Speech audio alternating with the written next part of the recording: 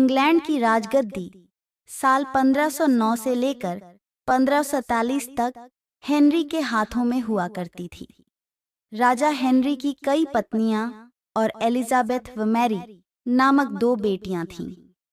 इनमें से मैरी राजा की पहली पत्नी की बेटी थी।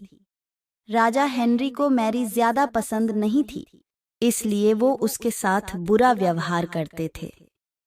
मैरी महल के नौकरों के साथ महल का काम करती थी। अगर मैरी कुछ कह भी दे तो राजा उसकी कोई बात नहीं मानते थे।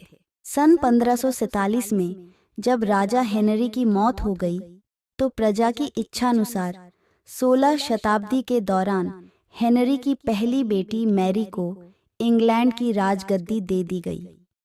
वह इंग्लैंड की रानी बन गई। उस समय इंग्लैंड के हालात बहुत अच्छे नहीं थे। इंग्लैंड कैथोलिक और प्रोटेस्टेंट इन 2 धर्मों के बीच में बंट गया था। उस समय दोनों धर्मों के लोगों के बीच जंग छिड़ी हुई थी। रानी मैरी चाहती थी कि पूरे इंग्लैंड में सिर्फ एक ही धर्म हो, लेकिन लोगों ने उसकी यह बात मानने से साफ इनकार कर दिया था। इससे नाराज होकर रानी ने उनकी बात न मनाने वालों को मौत की सजा दे दी थी। वह ऐसे लोगों को जिंदा भी जला देती थी। रानी मैरी की इस क्रूरता की वजह से इंग्लैंड के लोग उससे नफरत करने लगे।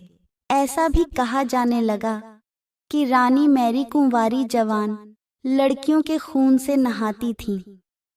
उसका मानना था कि उनके खून से नहाने से वह ज्यादा दिनों तक जवान रह सकती हैं।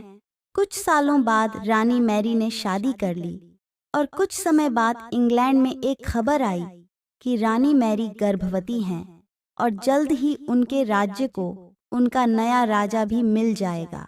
इस बात से हर सभी खुश हुए, लेकिन उस समय रानी मैरी के साथ बहुत ही अजीब घटना हुई। उनके गर्भ से किसी भी बच्चे का जन्म नहीं हुआ, बल्कि कुछ ही महीनों के बाद रानी मैरी का पेट फिर से सामान्य हो गया। वहां के ओंझा लोगों ने अपनी तंत्र विद्या से बताया कि रानी मैरी के गर्भ में कोई बच्चा नहीं, बल्कि एक भूत आकर निवास करता है। कुछ समय बाद फिर रानी मैरी के गर्भ में वही भूत आकार रहने लगा और वह फिर से गर्भवती हो गईं।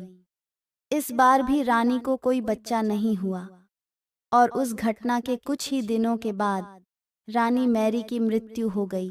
इसके बाद मैरी की छोटी बहन एलिजाबेथ को इंग्लैंड की राजगद्दी पर बैठाया गया और एलिजाबेथ इंग्लैंड की नई रानी बन गईं। रानी मैरी की क्रूरता की वजह से इंग्लैंड को लोग उसे एक निर्दयी औरत मानते थे। वहीं जब उसके गर्भ में बच्चे की जगह एक भूत का निवास होने लगा तो लोगों ने उसे शापित भी करार दे दिया और इसी वजह से उसे लोगों ने ब्लडी मैरी का नाम दिया। ब्लडी मैरी की कहानी हमें यह सीख देती है कि अपने निजी विचारों व सोच को लेकर दूसरे लोगों पर दबाव नहीं बनाना चाहिए। शांति और करुणा से लोगों का ख्याल रखना ही मनुष्य का धर्म है।